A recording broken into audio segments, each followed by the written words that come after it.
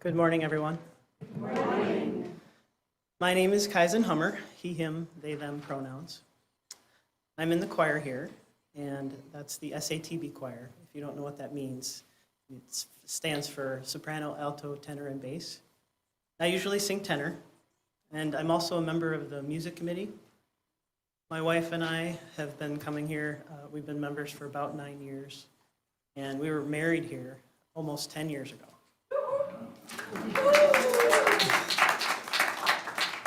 Welcome to MVUUF. All humans are welcome here and valued here. We respect, appreciate, celebrate all of our individual and collective identities, experiences, values, and concerns. And welcome to Music Sunday. If you're new here, this is a service that we do twice a year. It's a music-filled service from our congregation and friends.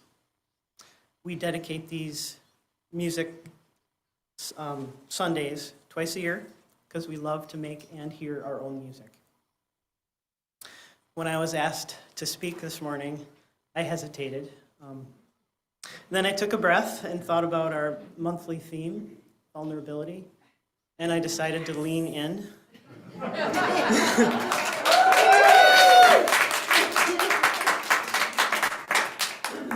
So you might see me shake a little bit. Like a lot of you, I have a few parts of me that are resistant to public speaking. But I'm getting a little better at this. I think part of that reason for getting better is because of singing in the choir. I'm grateful for the music program. It's been a great place to connect to vulnerability and start to grow a little bit of comfort. Singing here brings me joy. I love to sing and make harmony with others. And Music Sunday is a celebration of the expression of joy. Music is powerful. It's a form of therapy. It can help us connect with loved ones. It can motivate us. It can soothe us. It can be a way to center and ground ourselves for peace and serenity. It can energize us to work for justice or even just to work on our own physical health. And it can spark memories. We can even intentionally change our own emotions with music. Music is very powerful. In his book, The Four Agreements, Don Miguel Ruiz tells a story that I'm going to paraphrase. A young and innocent child was full of joy and singing all the time. The child and their parent would sing together often, and they both loved it. Once, after a long, hard day at work, the parent came home and the child was singing loudly and full of joy. The parent, though, was too fatigued and kind of stuck in their own world of suffering at the moment. So they yelled, they said, "Stop, stop, stop that noise. You have an ugly voice, just stop." So the child stopped. Of course, they were hurt, and they felt ashamed of their behavior, and they started to believe that maybe they did have an ugly voice. They stopped singing, and they even stopped speaking because they didn't want to anger their beloved parent. This child grew up. With that wound inside, they never sang again, until one day they did. That one day, they just started to sing again, and they discovered that they actually have a pretty beautiful voice. They discovered that with their voice, they were able to connect. Through song, they connected to joy and love, as well as sorrow, because, some songs are about sorrow and suffering. But by singing openly, they encouraged others to sing too. They brought more love, joy, and empathy to the world. They were able to overcome their old belief that kept them quiet, and instead, they developed a more healthy and more accurate belief that increased their contribution to the world so that they could bring more joy, more love, and more empathy. So many of us have some old belief like this that we might not even be aware of. This can be holding us back from releasing some old suffering and increasing our own ability to contribute positively. So if you ever received a message from somewhere, from someone saying something like, "You're too tall," or "You're too short," "You're too fat," or "You're too thin," "You're too loud," or you're too quiet. You're too masculine or you're too feminine. You're too ugly or you're too pretty. Or maybe, you're too much or not enough. If you believed this when you heard that, we all do. It happens. But now maybe you could let go of that old belief. What could you do if you did? How could you show up more fully and more authentically? Maybe it's time to let go of that belief and replace it with a better truth. I'm trying to do that. I used to believe something like, no one wants to hear what you have to say. You're not important. But I'm trying to replace that with something more like, we're all important. We all have something valid to offer through our own voices. So speaking, singing, and listening are all valuable. So today, as you listen or participate in the music here, let it connect to you and let it transform you. Feel the energy behind the music, share in the emotions. I hope you'll begin or continue to transform your old beliefs that no longer serve you into something healthier. And if you're inspired, consider sharing your own voice more, maybe by joining the choir or in some other way that suits you. Enjoy the music.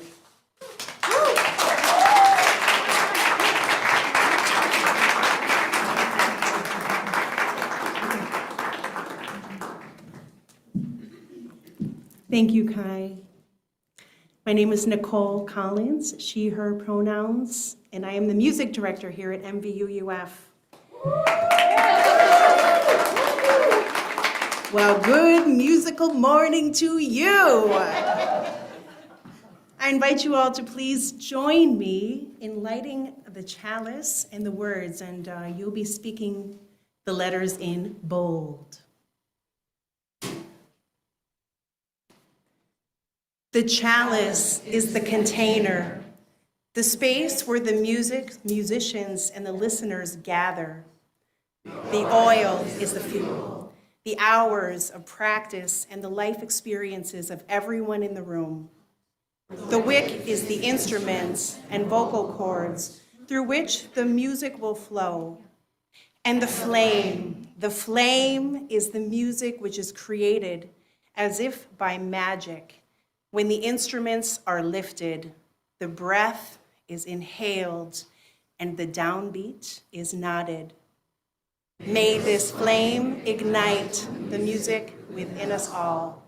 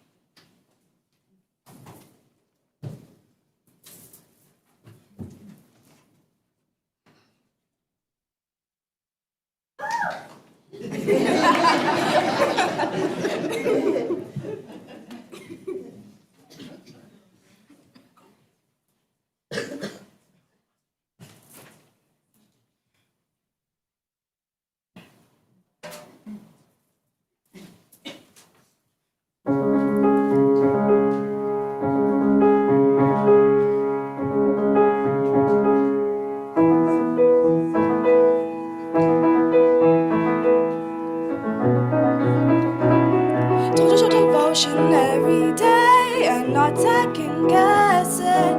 If a new emotion comes my way, you suppress it.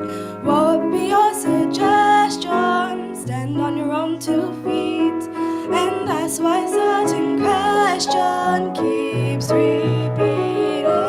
Why shouldn't I fly so far from here?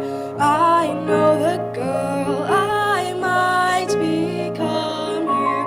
Follow your heart, or you might end up cold and callous. Love comes to those who go and find it. If you've a dream, then stand behind it. Maybe there's more beyond these palace walls. What if I dared?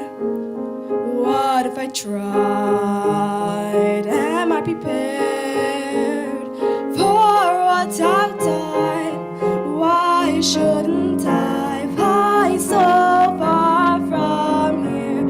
Something awaits beyond these palace walls. Something waits beyond these palace walls.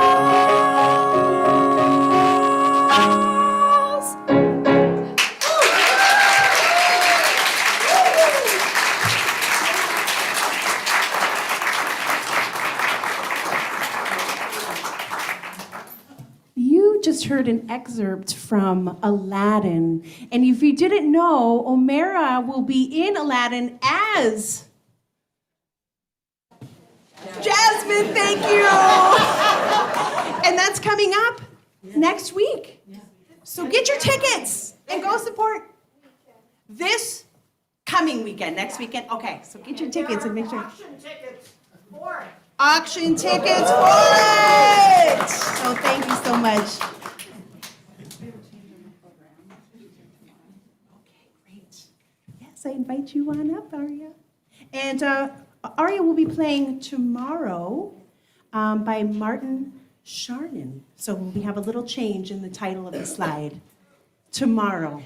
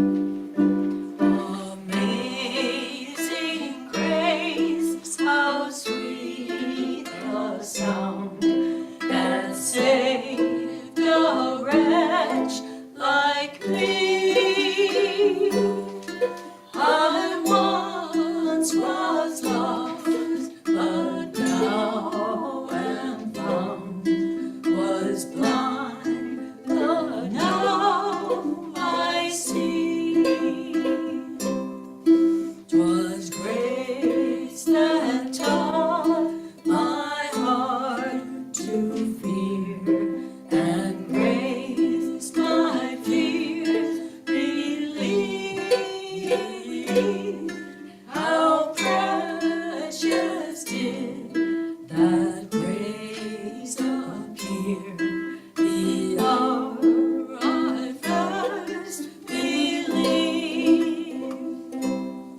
Through many dangers, toils, and snares, I have already come. 'Twas grace that brought me safe thus far. Grace will lead me home. When we've been there 10,000 years, bright shining as the sun, we've no less days to sing God's praise than when we first begun. Amazing grace, how sweet the sound that saved a wretch like me. I once was lost, but now am found. Was blind, but now I see.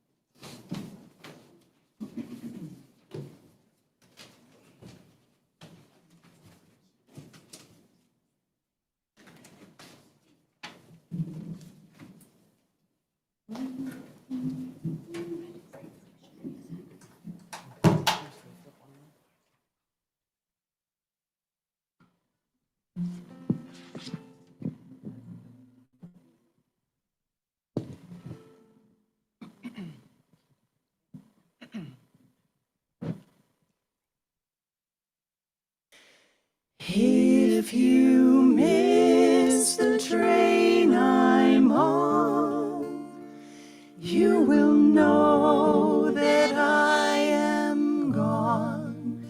You can hear the whistle blow 100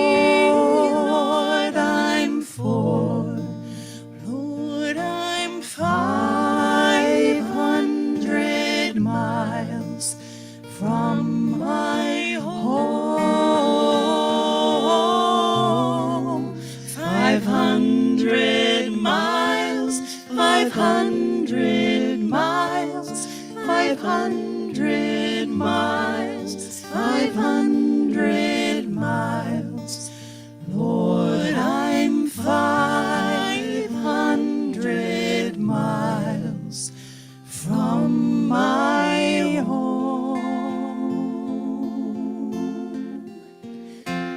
Not a shirt on my back, not a penny to my name.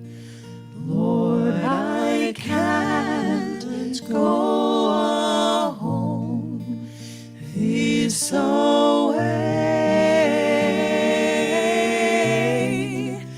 this away, this away, this away, this away. Lord, I can't go home this away.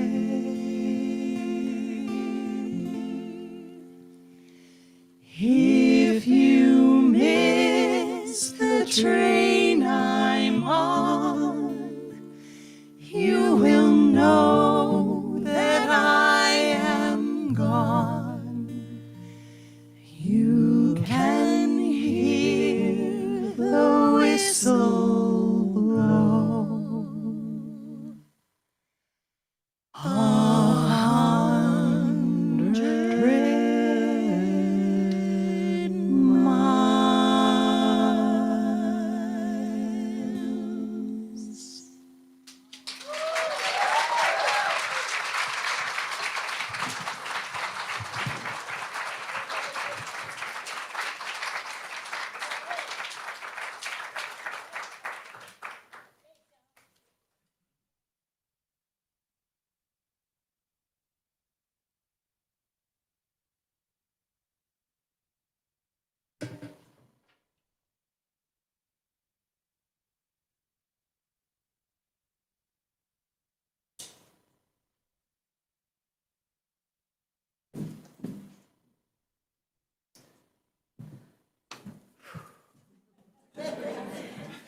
I've never stood back here. I'm Lark Lewis. I'm the pianist and accompanist here at MVUUF. Thank you. And I've been here for, we're winding down 4 years. Much of that, of course, during COVID. So I'm happy to have a little bit of shifting in that. Nicole had asked me to share a few words today. And initially I had thought, oh, I'll just find a poem or something and keep it simple. I'm now thinking maybe that would have been the way to go. But I woke up the next morning and I thought, no, I'm not going to do that. I'm going to share a little bit from the heart about what music means to me, and specifically the power that I think music has to heal. And it's interesting because I was completely unaware of what Kai was going to share as an opening. And I relate to much of what Kai shared. And it feels like we're sort of piggybacking on that as it works out serendipitously that way. I am going to include a few little snippets from others, but otherwise, we'll see where this goes. In the words of Maya Angelou, music was my refuge. I could crawl into the space between the notes and curl my back to loneliness. Just as a little aside, Maya Angelou came and spoke at Kenyon College my freshman year when I was there, and I didn't go. I went to a party instead. And I try not to live my life with regret, but I do regret that one. My adult self would have gone. So, like I said, I have a few key points that I'm going to hit on, but mostly this is going to just sort of be my thoughts on things, which is, again, piggybacking vulnerability. I don't know why I decided to do this. Except that I think my theme in the last, I don't know, roughly 5 years, maybe even longer, is that sort of mantra of you belong wherever you show up authentically.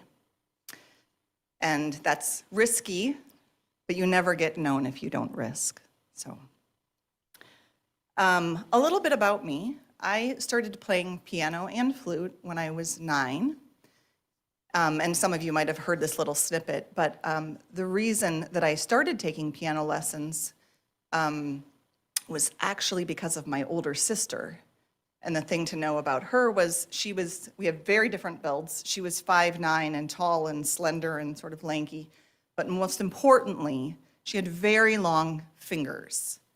And everybody used to always say, you should give her piano lessons, to my parents. Put her in piano lessons, she'll be great. She's got those long fingers. So my parents said to my sister, Bernadette, would you like to take piano lessons? And she said, sure. And then this little me was like, I want to take piano lessons too. And I was sort of the afterthought in that arrangement. But as it turned out, and as life goes, bless her heart, Bernadette, her long fingers mostly got in the way. She did stick with it. She had determination. But it turned out it was a sort of a natural gift for me. And I'm grateful that I spoke up in that moment because I may not have ever taken lessons otherwise. I'm also really grateful for the teachers that I started out having. Maybe not so much my first teacher, who, as it turned out, was selling drugs. So that was a very short-lived working relationship. I think my parents were drawn in by the proximity to our house, but maybe that wasn't worth the trade-off. So I quickly shifted to, I grew up in a Lutheran church, and I shifted to taking piano lessons from the church pianist and organist.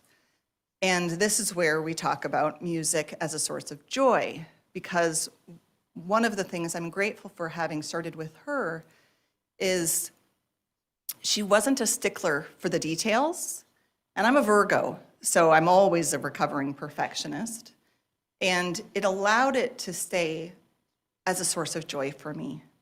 And I don't think that would have been the case, and I may not have stuck with it if I had started out with a teacher who was like, you got to do it perfectly and you have to do all the fingering. The trade-off is it probably ruined any chance I ever had of, if I'd wanted to be a concert pianist, because I really wasn't, there were some foundational things that were missing from my formative experiences that way. But it really was, piano playing has always been a source of joy for me. And in those tumultuous high school years where it's just high emotions and I'm an emotional person anyway, I would sit down for hours and play and sing and just like it was just my outlet. And then moving on, I ended up going to college and my major was music. My major instrument was actually flute, which people usually don't know. Mainly because I didn't want to have to memorize all of the piano music. And you didn't have to memorize if it was an instrument other than piano, so I was looking for the easier way out that way. But I did continue playing in college. I played for a lot of musical groups and musical theater groups and different things. And again, it stayed a source of joy for me. Fast forward, I would say now we're shifting into the narrative where music is also the source of support during hard times. And, well, actually maybe not quite yet. My parents made, in my opinion, one of the best gifts they've ever given me. There are two best gifts they've ever given me, but one of the two was, this is a story for another day, a wedding gift. I'm since divorced, but the wedding gift that they gave me was a digital piano. And that was at a stage of life where I was moving around a lot, so that made the most sense.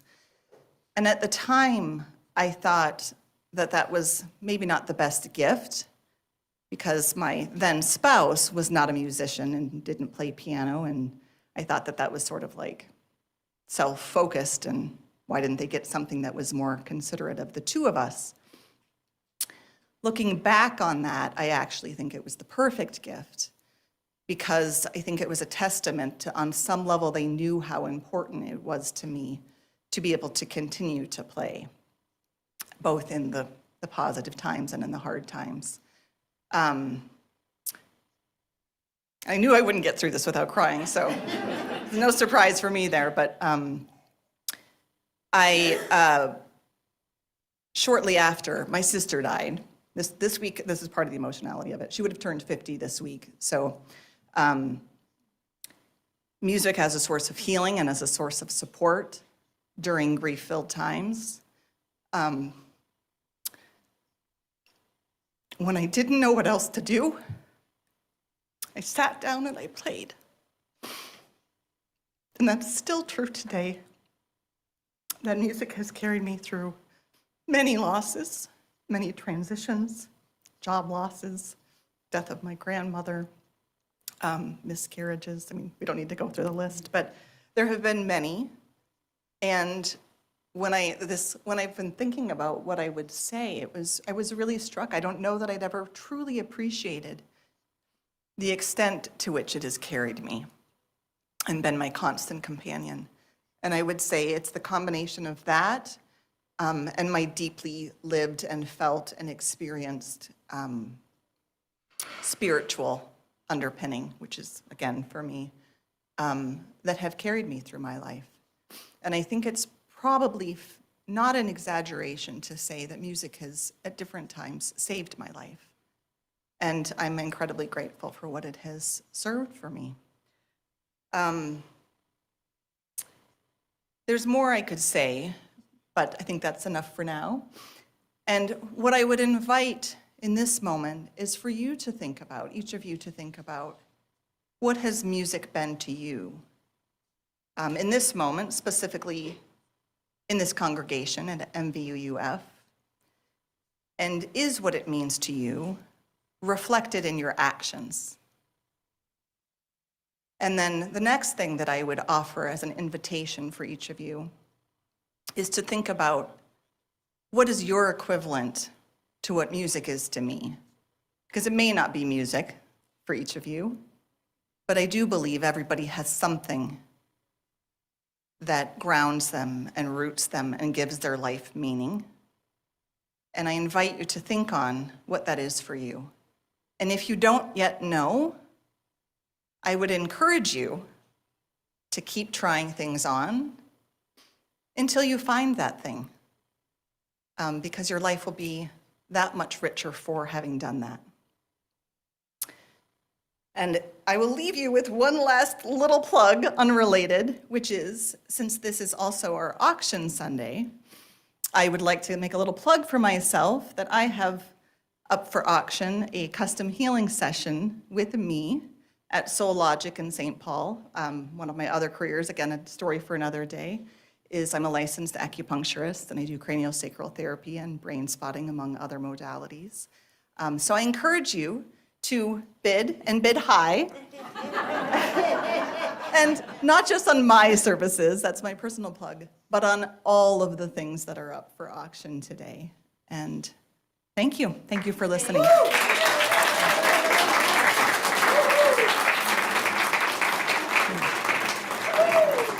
I take it back. I take it back. I had closing words from Jane Austen, which is, without music, life would be a blank to me.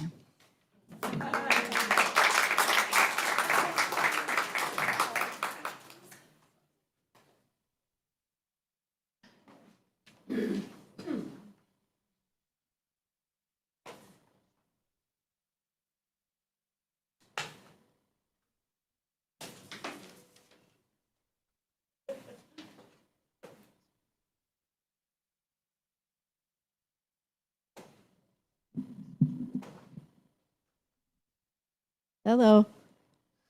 Hello? Yeah. There you go. Richard, can you catch me where I am, or no? Do I need to move? Oh, not there. Okay. I'm here for the spoken interlude pieces support today. I just wanted to remark on Lark's reflection. I was well, I am an introvert, for those of you that don't know. I know I look otherwise, but I am an introvert. And when I was young, I was very introverted and very shy, and we moved a lot.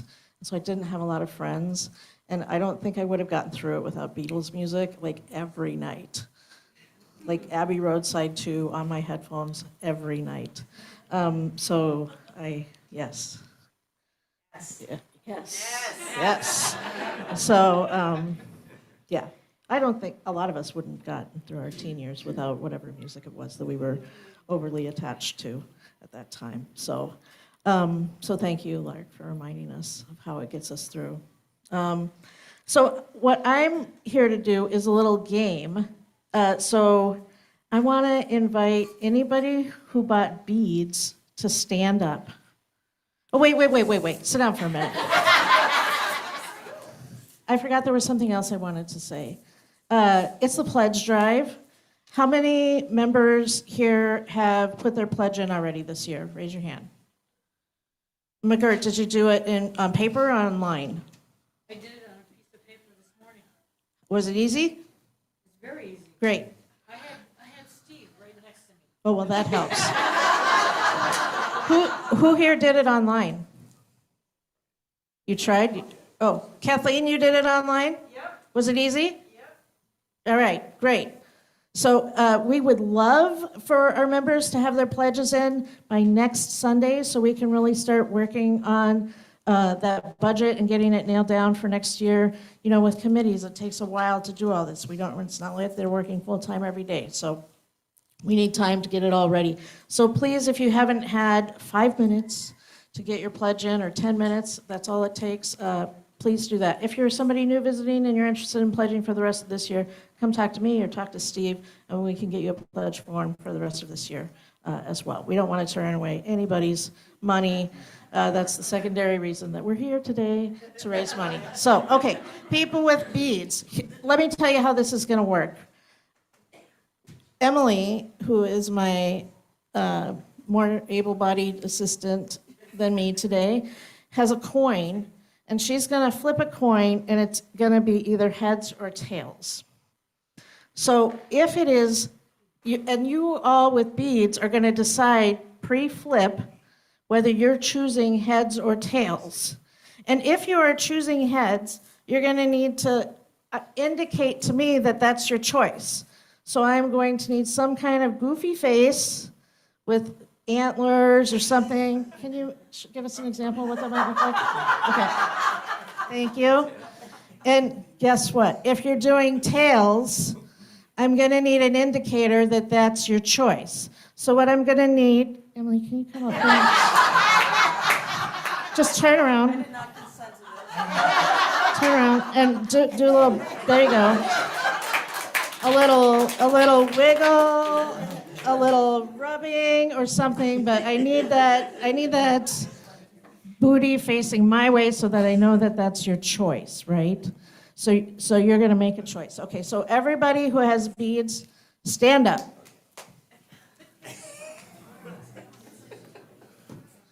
All right, now make a choice, heads or tails. Emily, can you flip the coin?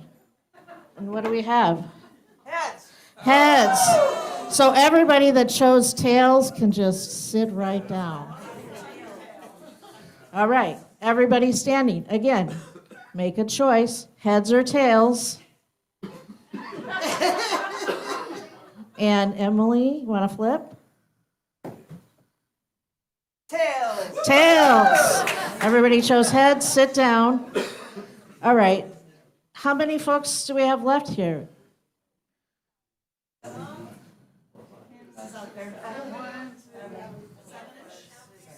Seven-ish?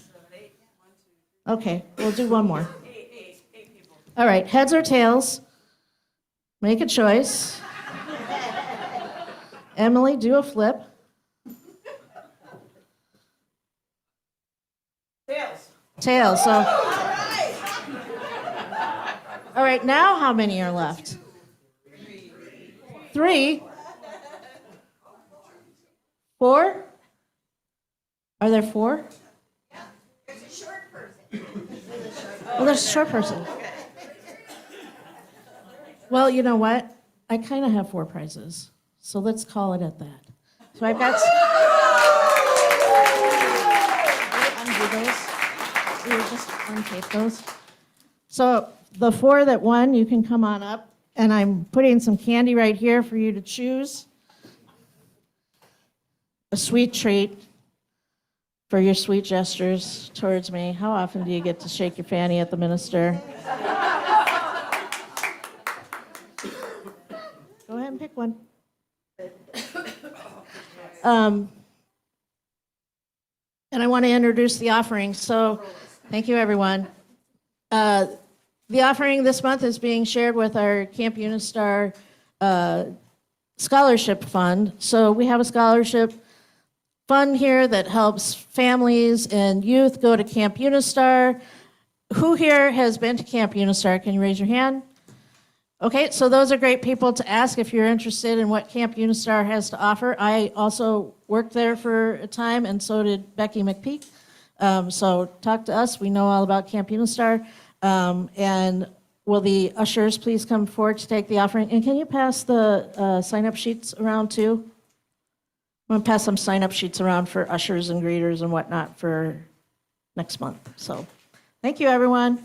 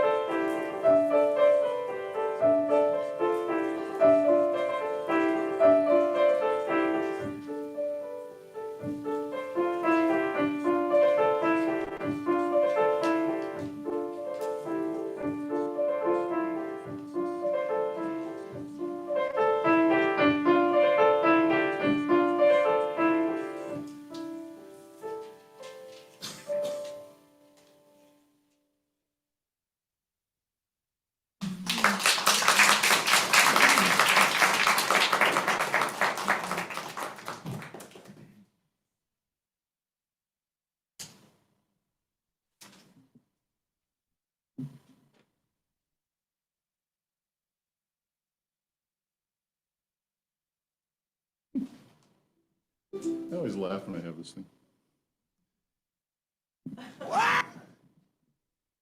Can you put up the, does it come through pretty much balanced? Okay.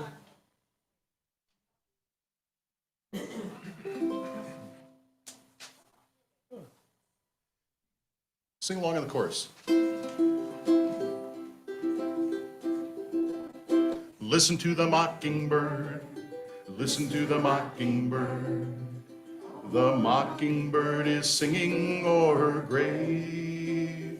Listen to the mockingbird, listen to the mockingbird, still singing where the weeping willow waves. Now, how many of you have heard that song before? Where have you heard it from? Cartoons? Barney? Fred Flintstone? How many of you have ever heard the whole song? The whole song. During the pandemic, I started digging into songs, and songs are stories.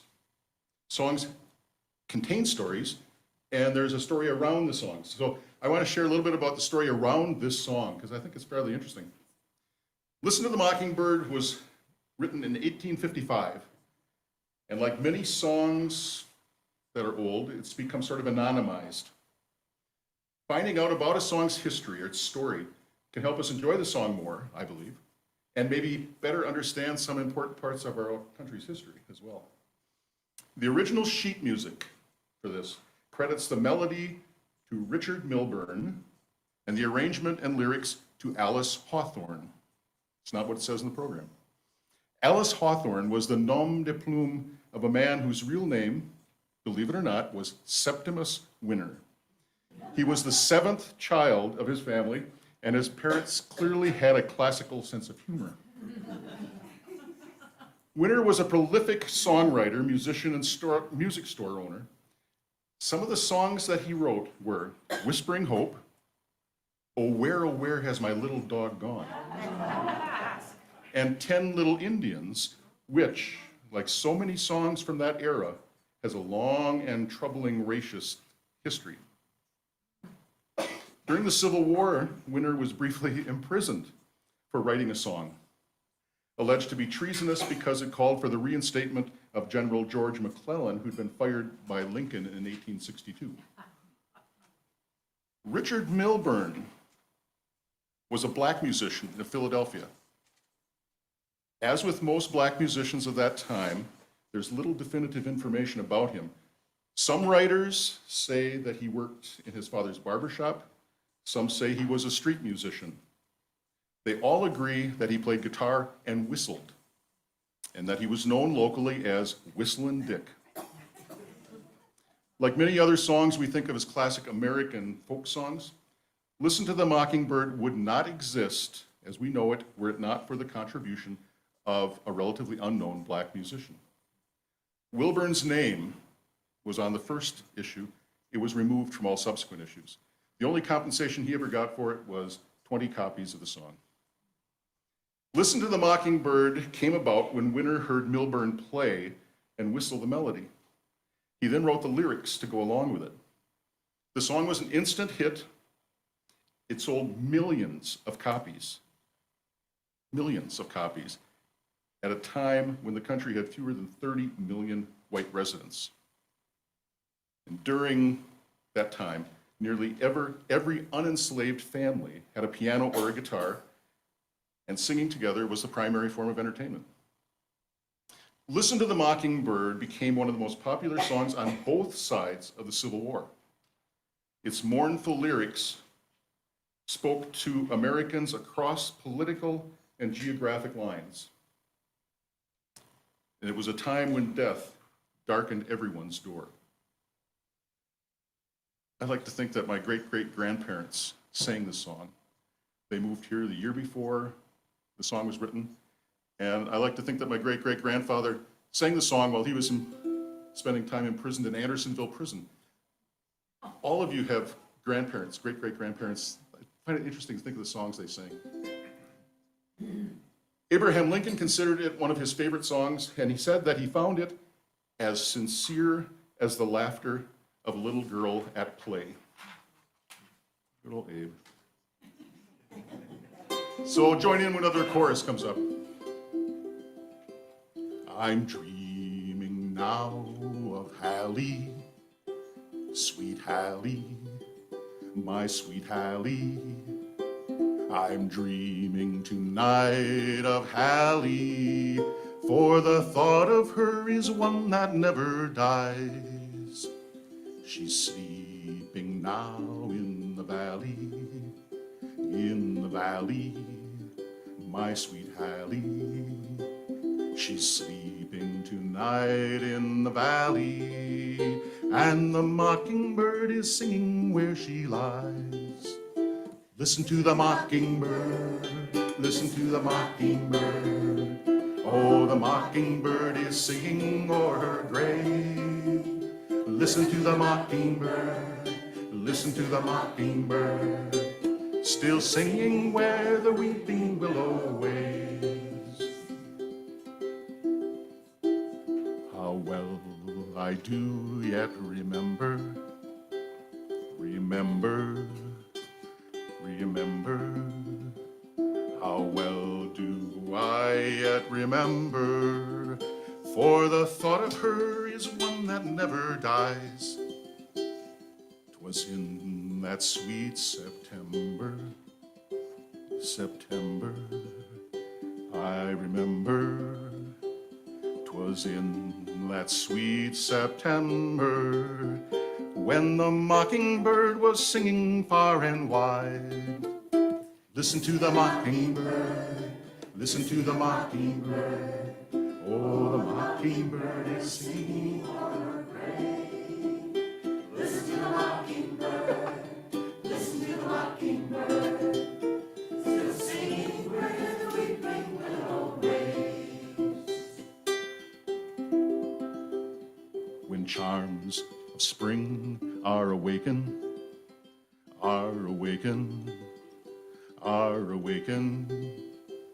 when charms of spring are awakened, and the mockingbird is singing on the bough, I feel like one forsaken.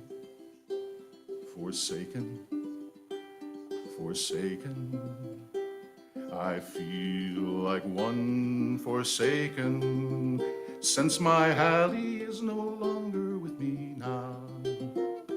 Listen to the mockingbird, listen to the mockingbird.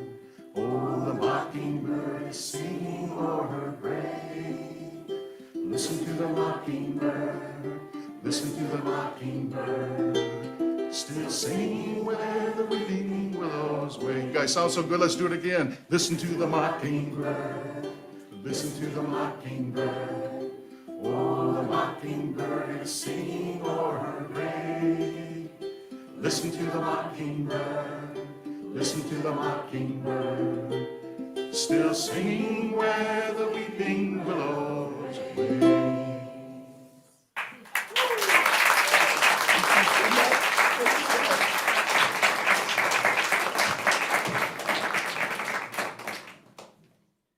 Just a couple of quick changes. We're going to watch a video contribution, and then I will invite the choir up for our final song. One more time. And Jean is going to sneak in somewhere before then.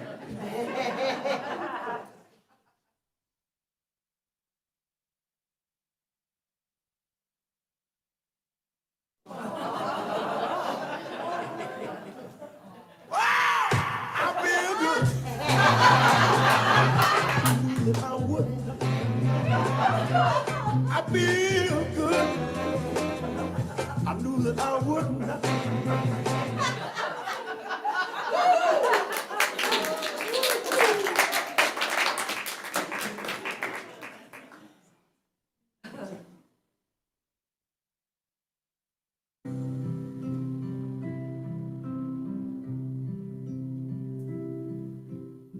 Sometimes I think that love is somewhere, living on an island all alone.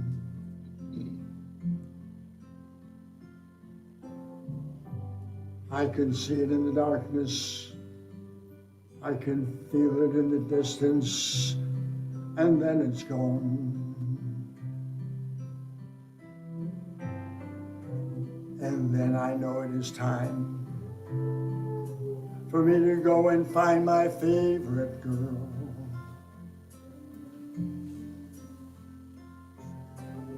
'Cause when I look into her eyes, I see all the love there is in all the world. And it always will be.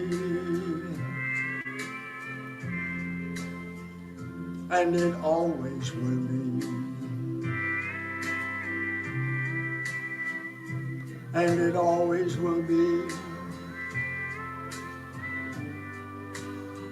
It always will be.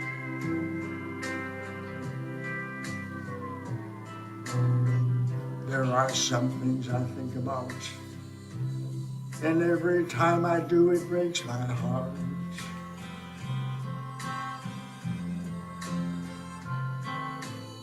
And there is nothing I can do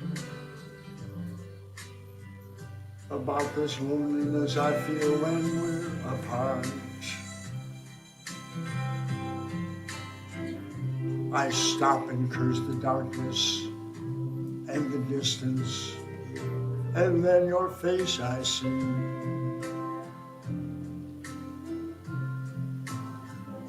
And when I look into your eyes, I see all the love there is inside of me. And it always will be. And it always will be. And it always will be.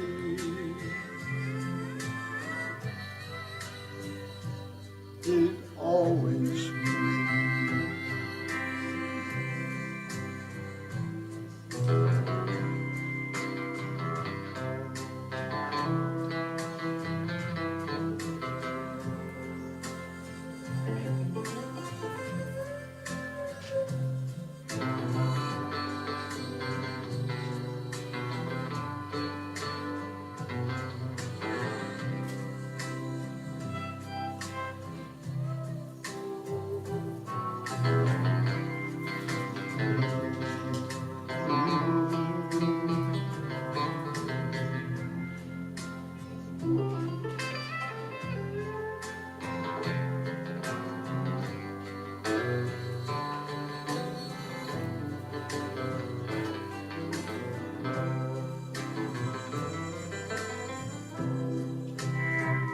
And it always will be.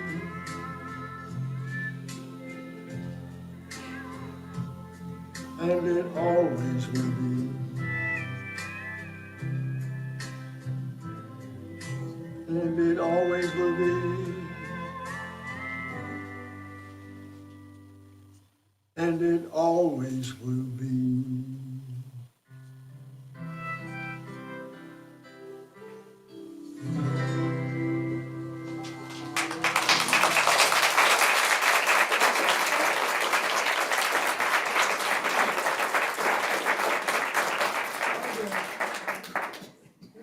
Money, girl. Maybe. Keep your fingers crossed. A few notes about the auction. We have a lot of offerings. I believe there's 110 now. Our latest ones were a class in portrait photography given by our resident photographer, Daryl Eager. He's done a lot of portrait photography over the years, so he is offering his services for a class. Another one was, we had a wine tasting last week. We had leftovers which were donated, and they are being auctioned off as well. The auction offerings start upstairs. I think we have dinners and some gift certificates for restaurants up here. Continues on downstairs. We have food and drink, services, entertainment. Again, Omira, if you want to see her in Aladdin, we have 2 tickets for the Friday night performance and 2 tickets for the Saturday afternoon performance. We have a lot of goods. We have a lot of art and crafts. So many things. You should have a bid number. You need to have the bid number. If you haven't got one and you want one, see me afterwards. We also have an area out here. If you want to contribute, but you don't want to buy anything, you can just flip off a little piece and donate money, and we'll do that all quite discreetly. Another area downstairs is services wanted. A few people need windows washed or some yard work done, things like that. They're on a separate table. You donate your hours. They are paying the church for your time. The only thing you take home today is anything you brought for the potluck.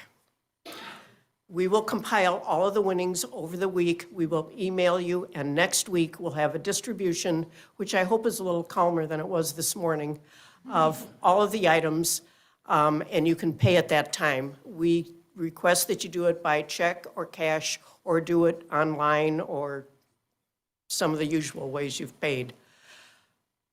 What am I forgetting?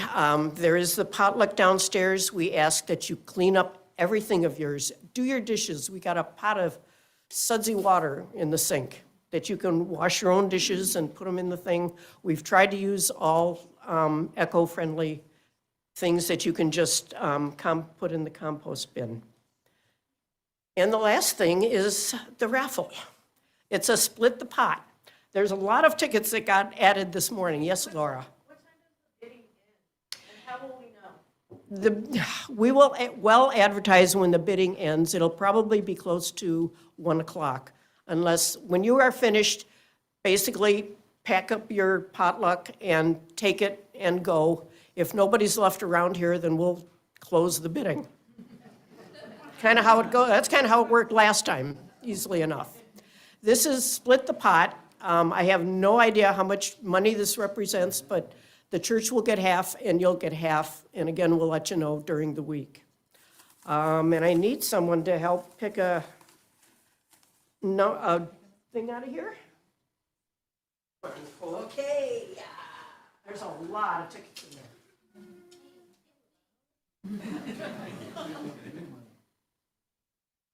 This is David, Jody's husband.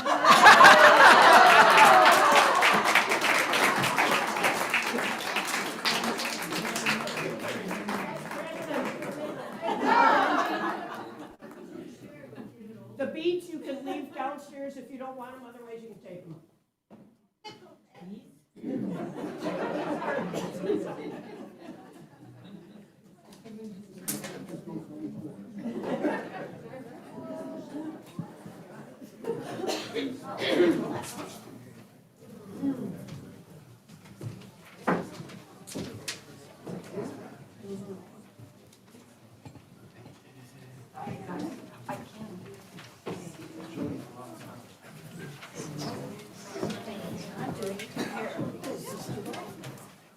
Forward.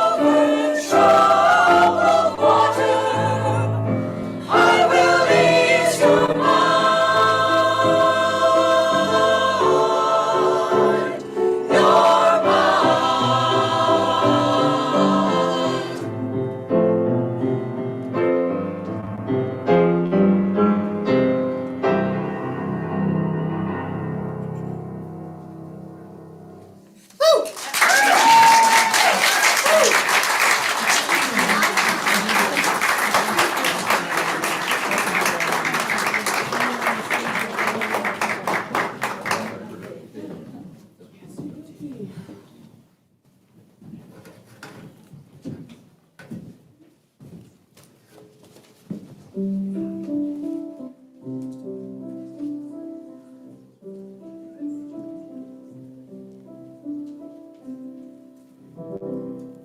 invite you all to read aloud the chalice extinguishing. We extinguish this flame, but not the light of truth, the warmth of commitment, or the fire of commitment. These we carry in our hearts until we are together.